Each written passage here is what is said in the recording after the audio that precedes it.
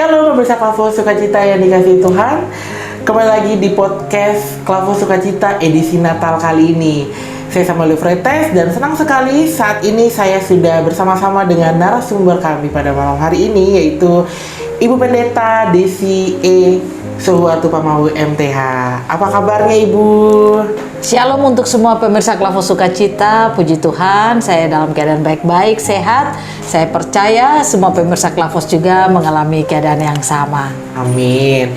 Ibu Pendeta, sebelum kita membahas banyak lagi tentang makna Natal, apa itu Natal, dan bagaimana sih orang Kristen hidup itu menghadapi Natal itu tersebut. Untuk itu sebelum kita mulai, Ibu boleh pimpin kita dalam doa? Ya, mari kita berdoa. Terima kasih Bapa, kami bersyukur Engkau baik bagi kami. Kami semua ada di saat ini dalam keadaan baik. Kami percaya ini adalah anugerah Tuhan bagi kami. Kami akan berbicara lewat seputar Natal di saat ini. Biarlah kami diberi hikmat, kemampuan untuk berkata-kata seperti apa yang Tuhan inginkan.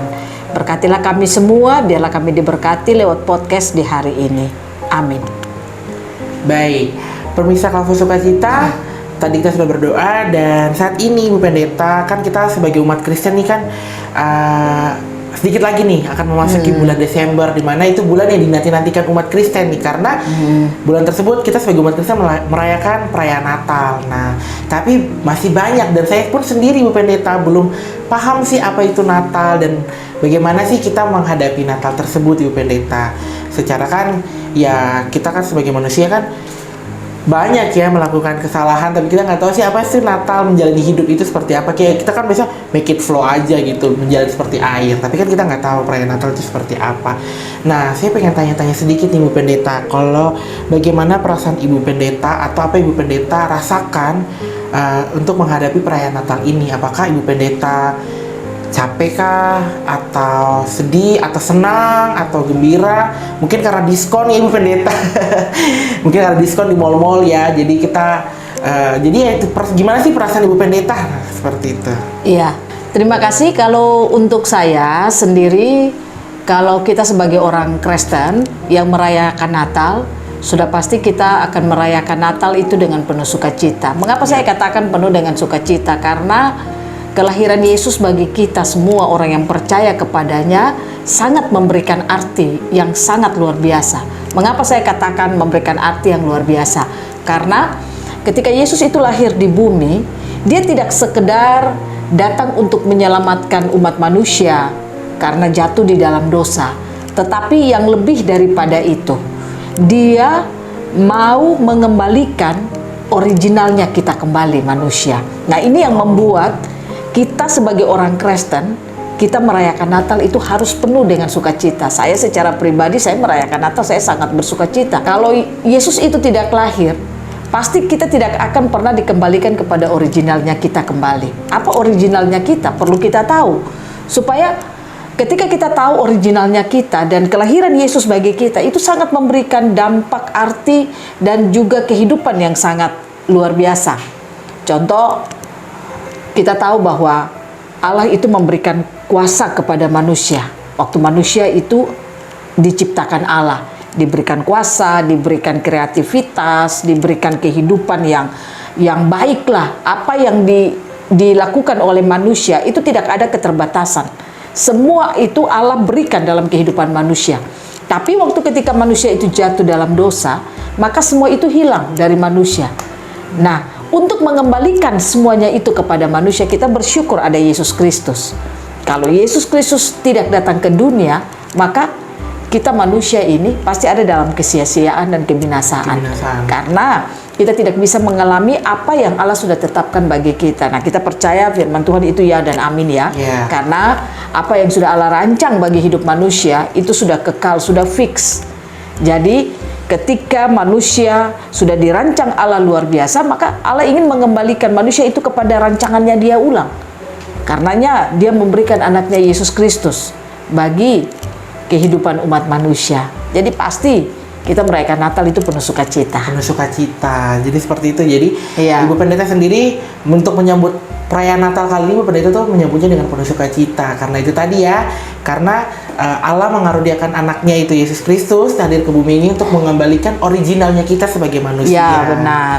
Seperti itu pemirsa Kelas Sukacita. Akhirnya saya jadi paham nih. Jadi untuk menyambut kelahiran Tuhan atau menyambut bulan Desember Natal ini, jadinya kita tuh harus penuh sukacita, penuh bergairah, penuh semangat ya, penuh spirit yang luar biasa, supaya kita betul-betul merasakan Natal tersebut, Makna makna Natal tersebutnya. Baik, Ibu Pendeta, saya tanya-tanya lagi boleh nih ya? Ya, silakan. Nah, mengapa kelahiran Yesus begitu berarti bagi setiap umat Kristiani? Ya, yang berarti yang tadi saya katakan itu, karena mengembalikan originalnya orang Kristen itu. Apa yang sudah Allah berikan dalam kehidupan manusia yang hilang karena dosa, bersyukur lewat Yesus Kristus itu dikembalikan. Makanya kalau kita orang Kristen itu kita merayakan Natal hanya berfokus kepada euforia, makan minum, segala sesuatu yang baru, segala sesuatu yang indah-indah. Nah itu tidak salah, itu baik. Tapi kalau hanya fokus kita kepada hal itu, tetapi kita sendiri tidak merubah kehidupan kita, nah itu yang percuma kita merayakan Natal. Ngapain kita merayakan Natal, tetapi kehidupan kita itu tidak pernah berubah. Masih sama seperti yang sebelumnya. Sedangkan kita tahu Yesus Kristus itu lahir di bumi ini supaya kita tidak saja dikembalikan, tetapi dia lahir menjadi pola bagi kita. Karena kalau kita baca dalam kitab Yesaya, dalam kitab Yesaya pada pasalnya yang ke-9, ayatnya yang ke-6, dikatakan demikian. Sebab seorang anak telah lahir untuk kita, seorang putra telah diberikan untuk kita. Lambang pemerintahan ada di atas bahunya, dan namanya disebutkan orang penasihat ajaib, Allah yang perkasa, Bapa yang kekal, Raja damai.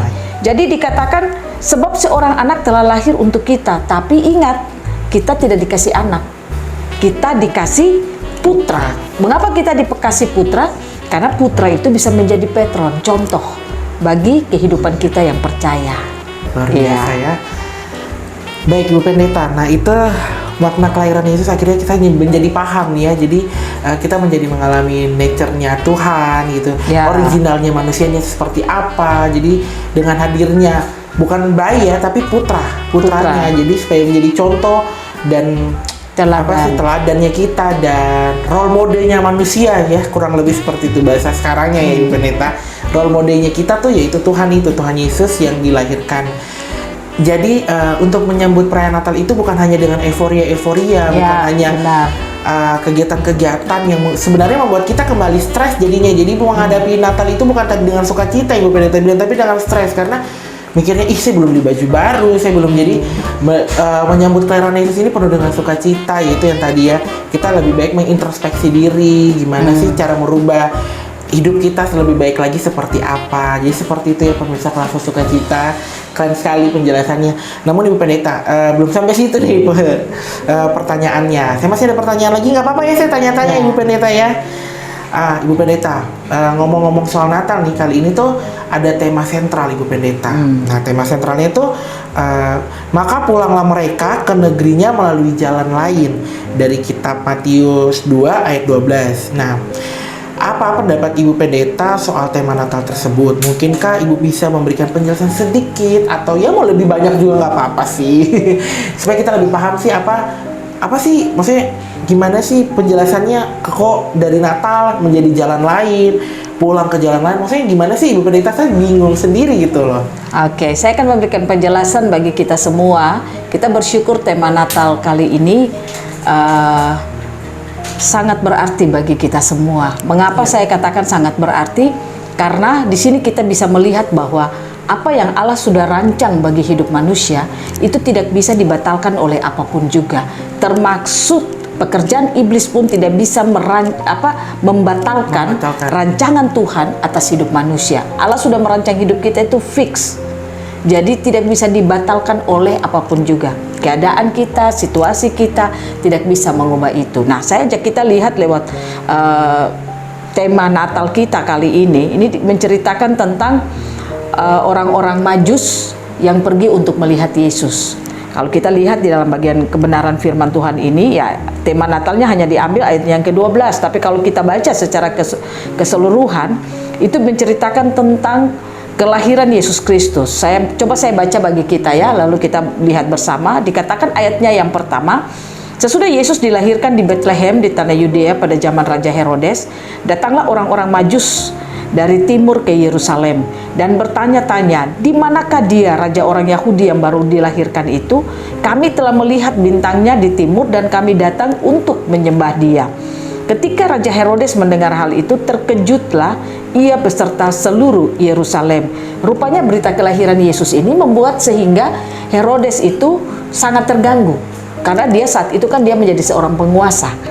Jadi waktu dia mendengar orang bertanya-tanya tentang akan lahir seorang raja, nah di situ dia merasa terganggu, berarti ada saingannya. Nah, ayatnya yang keempat dikatakan begini, maka dikumpulkannya lah, ini Herodes yang mengumpulkan semua imam kepala dan ahli Taurat bangsa Yahudi, lalu dimintanya keterangan dari mereka, di mana Mesias akan dilahirkan. Mereka berkata kepadanya, di Bethlehem, di tanah Yudea, karena demikianlah ada tertulis dalam kitab Nabi. Dan engkau Bethlehem, tanah Yehuda, engkau sekali-kali bukanlah yang terkecil di antara mereka yang memerintah di Yehuda. Karena daripadamulah akan bangkit seorang pemimpin yang akan mengembalakan umatku Israel. Nah, di sini kita melihat hal yang menarik. Dikatakan mereka berkata kepadanya. Yang ini yang mengatakan kepada Herodes itu adalah semua imam dan ahli Taurat itu. Mereka berkata bahwa di Bethlehem di tanah Yudea, karena demikianlah ada tertulis dalam kitab Nabi. Nah, itu berarti bahwa sebelum Yesus lahir, Allah sudah menubuatkan itu melalui para nabi. Para nabi sudah menyampaikannya, sudah menubuatkan bahwa akan lahir raja. Nah, ini yang saya katakan bahwa apa yang mau terjadi dalam kehidupan dunia ini, itu semua sudah dirancang Allah sangat luar biasa. Makanya dikatakan para imam itu dan para ahli Taurat, mereka mengatakan kepada Herodes bahwa itu sudah tertulis, Yesus itu akan lahir. Dan kita lihat di sini selanjutnya, Herodes diam-diam berkata kepada orang Majus, dengan teliti dia bertanya kepada mereka tentang hal kedatangan anak manusia itu, bila mana bintang itu akan nampak. Dan dikatakan waktu orang Majus itu bercakap-cakap dengan Herodes, lalu Herodes berkata kepada mereka, dikatakan pada ayatnya yang ke-8, kemudian ia menyuruh mereka ke Bethlehem, katanya, pergi dan selidikilah dengan seksama hal-hal mengenai anak itu, dan segera sesudah kamu menemukan dia, kabarkanlah kepadaku supaya aku pun datang menyembah dia. Nah, Herodes menyatakan bahwa kalau kamu melihat kabar itu atau melihat anak itu, kamu tolong kembali dan kabarkan kepadaku, karena aku akan pergi juga untuk menyembah dia. Di sini kita melihat bahwa Herodes berkata kepada orang Majus itu, tapi Tuhan tuh tahu hatinya Herodes. Herodes itu hatinya tidak bersih. Dia sekalipun bilang, pergi lihat nanti, katakan kepadaku, aku akan kembali untuk pergi ikut menyembahnya. Gitu. Padahal sebenarnya dia hatinya nggak bersih berarti. Hatinya tidak bersih karena dia rencana jahat. Karena dia kan tidak mau ada saingannya. Dia ingin melakukan sesuatu yang jahat. Nah, dia boleh berkata demikian, tapi Tuhan tahu hatinya Herodes. Nah, dikatakan waktu orang Majus itu melihat bintang itu, mereka melihat menemukan bayi Yesus, dan mereka mempersembahkan persembahan kepadanya, yaitu emas, kemenyan, dan mur. Nah, ayatnya yang ke-12 dikatakan, dan karena diperingatkan dalam mimpi supaya jangan kembali kepada Herodes, maka pulanglah mereka ke negerinya melalui jalan lain. Nah, tema kita kan hari ini, maka pulanglah mereka ke negerinya melalui jalan lain. Apa ini artinya? Nah, tadi saya katakan bahwa apa yang mau terjadi di bumi ini, apa yang Allah mau lakukan di bumi ini, Allah sudah merancang itu. Makanya sudah dibuatkan oleh para nabi bahwa akan lahir Yesus Kristus di Bethlehem di Yerusalem. Waktu hal itu sudah dikatakan, maka apa yang dikatakan itu pasti terjadi. Nah, ini menjadi gambaran bagi kita bahwa apa yang Allah sudah rancang dalam hidup manusia itu tuh pasti akan terjadi, tidak mungkin tidak.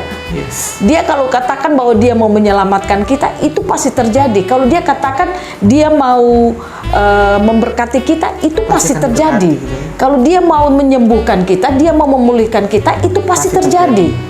Nah, kalau dia katakan kepada kita, jangan kamu khawatir, itu pasti terjadi kalau kita belajar untuk melakukan seperti apa yang dia katakan. Nah, di sini dikatakan, waktu orang Majus itu menemukan bayi itu, atau Yesus Kristus, mereka mendapat mimpi di malam hari. Dikatakan dalam mimpi itu supaya jangan kembali ke Herodes. Pertanyaannya, kenapa sampai mereka dilarang kembali ke Herodes? Karena itu, hatinya Herodes itu tidak betul. Kalau hatinya Herodes betul, pasti tidak ada mimpi itu yang datang kepada mereka. Tapi karena hati Herodes itu jahat, maka Tuhan kan lebih tahu. Tuhan Dan kasih tahu Tuhan- kita melalui mimpi untuk tidak kembali lagi ke jalan Tuhan. Iya. Ya. Maka disitulah kita bisa melihat bahwa rancangan Tuhan itu tidak bisa digagalkan oleh apapun juga. Yes. Makanya dikatakan, maka pulanglah mereka ke negerinya melalui jalan lain. Jadi, apa yang sudah Allah rancang bagi hidup manusia, yaitu paten. Iblis boleh ganggu gugat lagi ya. Iblis boleh memakai segala cara untuk mau menggagalkan rancangan Tuhan atas hidup kita. Tapi ingat, rancangan Tuhan atas hidup kita itu sudah paten. Sudah iya dan amin. Ya. Ya, jadi tidak bisa dibatalkan, digagalkan oleh apapun juga. Herodes mau menggagalkan kelahiran Yesus Kristus. Loh, tapi Tuhan sudah bernubuat bahwa akan lahir Yesus Kristus untuk menjadi penyelamat. Itu Allah sudah sampaikan kepada para nabi, itu sudah dinubuatkan. Dan apa yang sudah diperkatakan Allah itu ya dan amin, dan pasti itu terjadi. Nah, inilah yang dialami oleh orang Majus ini. Maka mereka pulang ke jalan lain. Nah, bagi saya, mungkin ada pendapat lain dari hamba-hamba Tuhan yang lain, tetapi dari saya secara pribadi, saya bersyukur dengan tema ini, karena disinilah kita bisa melihat bahwa rancangan Tuhan atas hidup kita manusia itu adalah rancangan Tuhan yang ya dan amin. Yes. Kita lihat sekarang ini banyak hal bisa menggagalkan apa yang Allah sudah rancang dalam hidup kita. Contoh, terkadang situasi keadaan yang ada di dalam kehidupan kita umat manusia. Hari-hari ini kita melihat ada berbagai macam bencana, bahkan ada berbagai macam penyesatan-penyesatan yang kita lihat dari berbagai macam pihak. Ada orang-orang yang dapat menyesatkan kita, contoh melalui HP-HP kita. Itu kan mudah sekali kita disesatkan dengan kabar-kabar yang membuat sehingga kita hilang sukacita, kita hilang damai sejahtera, malah kita tidak bersemangat. Akhirnya kadang-kadang kita tidak percaya Tuhan. Udah Itu bisa galau-galau. kehilangan itu. Iya, kita bisa kehilangan itu karena apa? Karena ada banyak orang yang akan menyesatkan kita, dan itu sudah dikatakan Tuhan. Waktu murid-murid bertanya kepada Tuhan dalam kitab Matius bahwa apa tandanya muncul akhir zaman itu, Yesus katakan kepada mereka bahwa akan ada banyak penyesatan. Hati-hati supaya kamu jangan disesatkan.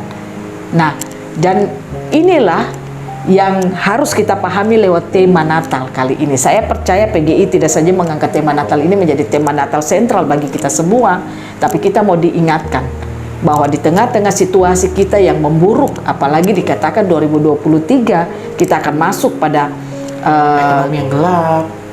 dalam kehidupan yang gelap. 2023 adalah kehidupan yang gelap. Nah, di kehidupan yang gelap ini yang dikatakan, ini kan pernyataan statement yang dikeluarkan bagi kita yang mendengarnya, membacanya. Nah, bayangkan kalau kita tidak memahami tentang Yesus Kristus. Ya. Yesus lahir untuk apa? Maka saya percaya itu akan membuat kita menjadi lemah dalam perjalanan hidup kita. Karena iblis mencoba-coba untuk kita tuh tidak percaya Yesus. Nah, oleh karena itu kita bersyukur kalau firman itu terus terbuka bagi kita, maka kita akan tahu bahwa Yesus itu lahir bagi kita, membawa hidup kita itu lebih luar biasa. Karena dia mengembalikan original tadi yang saya katakan. Mengembalikan original Apa yang manusia. sudah Allah rancang bagi manusia, yang hilang karena dosa, itu dikembalikan semua melalui kehidupan Yesus Kristus. Dia menjadi contoh pola selama dia hidup di bumi. Dia melakukan segala aktivitasnya selama dia ada di bumi, melakukan pekerjaan-pekerjaan Bapa. Sebenarnya apa yang dia lakukan, dijalani dalam perjalanan hidupnya selama dia di bumi, dia ingin tunjukkan kepada kita. Apa yang dia ingin tunjukkan? Dia ingin bilang, kalau bahasa saya dia ingin katakan begini, kamu yang percaya saya ini, lihat nih originalnya kamu ada di saya ini. Oh, seperti Jadi kalau kamu hidup seperti saya, kamu percaya saya, hidup seperti apa yang saya katakan, maka kamu akan bisa melakukan hal-hal yang lebih luar biasa di dunia ini. Nah, jadi dia tuh diberikan bagi kita bukan bayi lagi, tapi putra yang diberikan bagi kita. dari kitab Yesaya tadi ya. Iya, jadi akhirnya kita bisa menjadi orang Kristen yang luar biasa. Luar biasa. Nah, itu sangat berarti bagi hidup kita.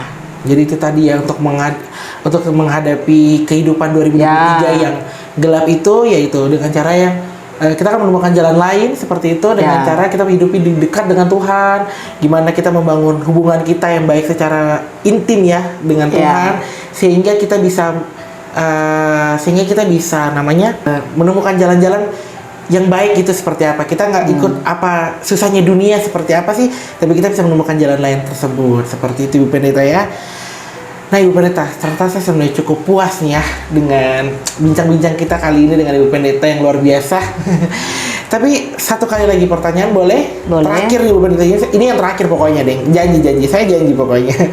Menurut Ibu Pendeta, dengan keadaan dan situasi saat-saat ini, menurut Ibu Pendeta dengan keadaan dan situasi hari-hari atau saat-saat ini, banyak sekali orang yang berpendapat bahwa 2023 itu akan seperti yang tadi Ibu Pendeta sampaikan, bahwa 2023 akan menjadi tahun yang gelap, menjadi masa-masa sulit, bahkan kita akan menjadi tambah sulit gitu. Tapi saya yakin kalau kita hidup dengan Tuhan pasti nggak akan terjadi seperti itu.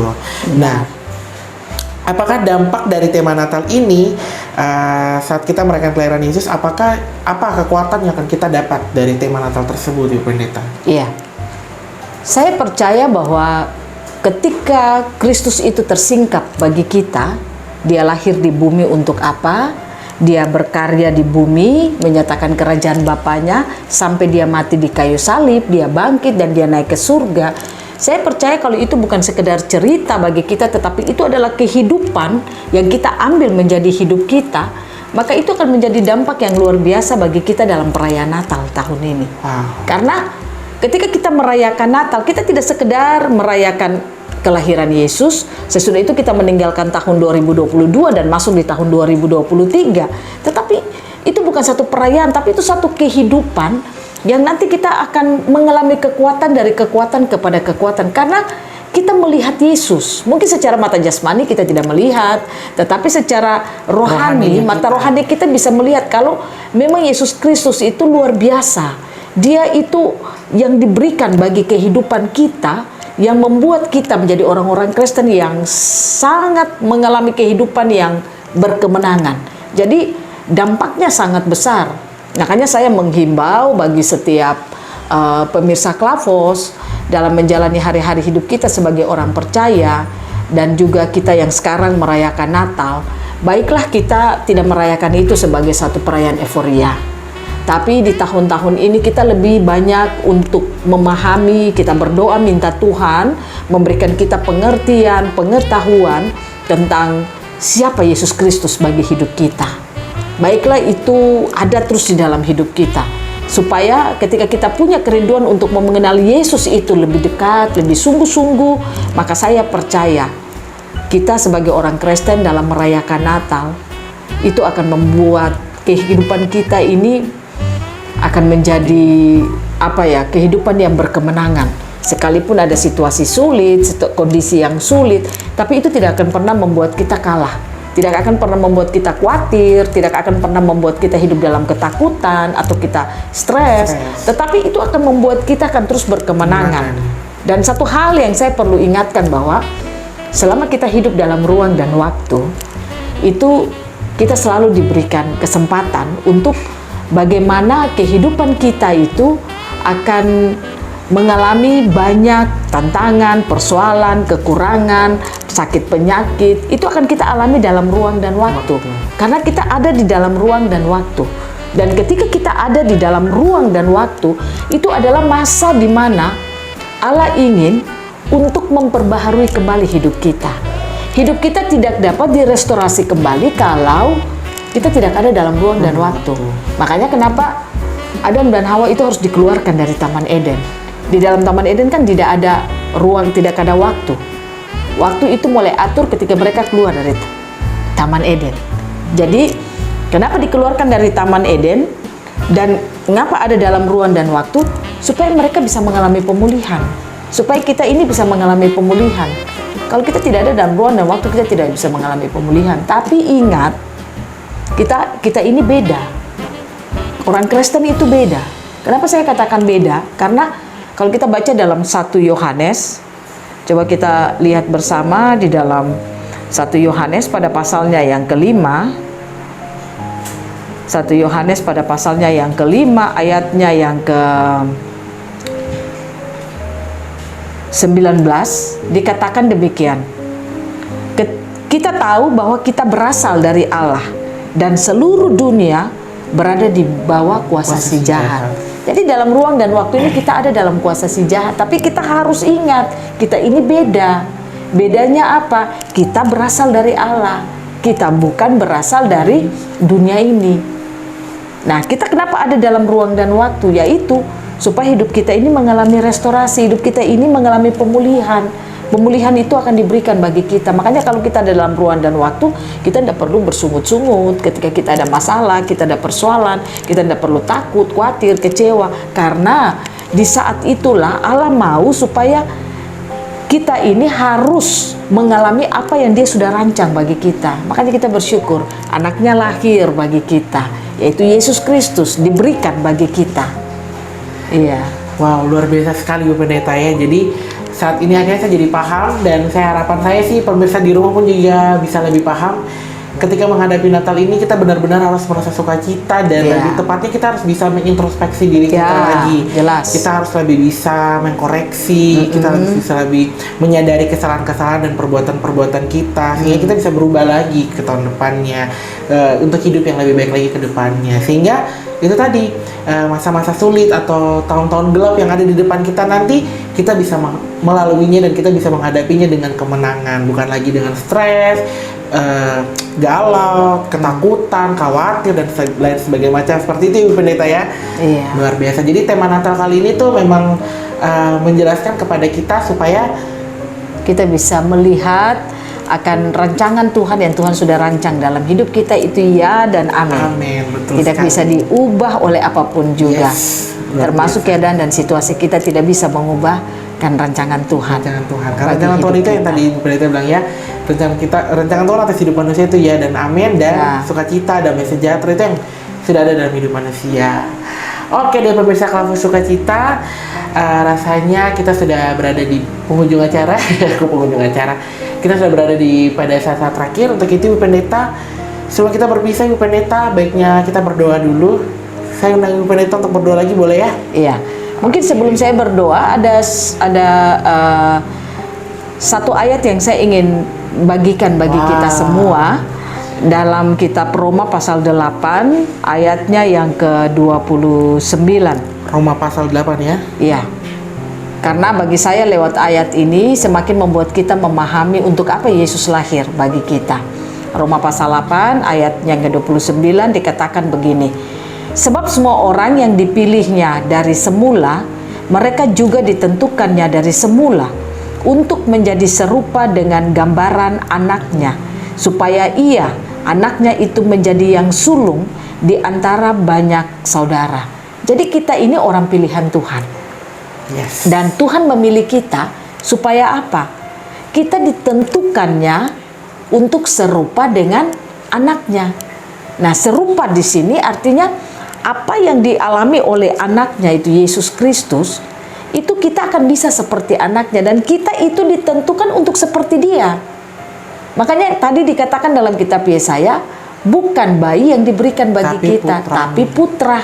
Kenapa diberikan putra? Karena putra itu sudah bisa menjadi contoh, sudah bisa menjadi teladan. Jadi kita rayakan Natal bukan rayakan bayi-bayi lagi, tapi kita merayakan putra.